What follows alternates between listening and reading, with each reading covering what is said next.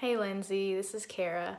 Thank you for your very informative video. I appreciated all your thoughts and all the sources that you used. I must say that I agree with you about being surprised that counselors, one of the top violations was that they haven't fulfilled their educational requirements. I agree with you. I feel like that's something that just has to be done, and that it shouldn't be that difficult. It shouldn't be that difficult for counselors to make sure that they get done and that they view it as an opportunity, instead of something they have to do, that they view it as an opportunity to learn something new and to be able to start to practice that something new.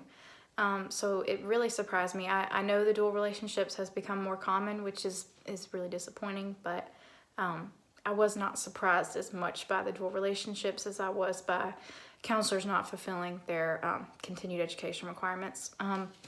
I think that self-care, one of the things about self-care that I think is so important and maybe even underrated is consultation. I feel like the importance of counselors developing relationships with other counselors in their practice or things like that is just for them to be able to feel comfortable to hold each other accountable and say, hey, when's the last time you had a day off? When's the last time you took a trip? Or you look like you need to take some time, or you might need to have less clients right now.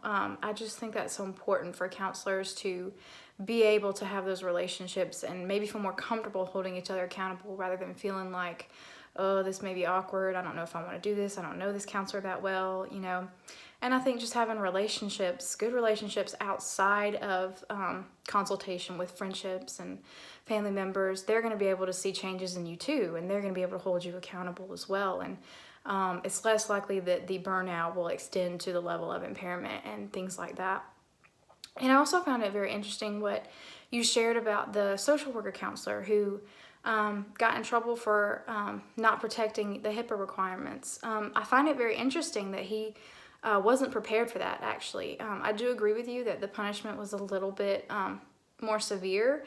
Maybe revoking his license for a couple years, maybe not indefinitely, would seem like it would make a little bit more sense. But I do think he should have been more prepared to protect his clients in that way, which is why I think a lot of counselors can sometimes shy away from the use of technology because there's so much liability there. But it's something that he needs to learn and be aware of how to protect because it's becoming so much more common. So he does need to learn that and have answers for that. But it's very unfortunate that his license was permanently revoked. But thank you so much for the sources that you use and the information that you share every time you make these videos. I really appreciate it. Thanks.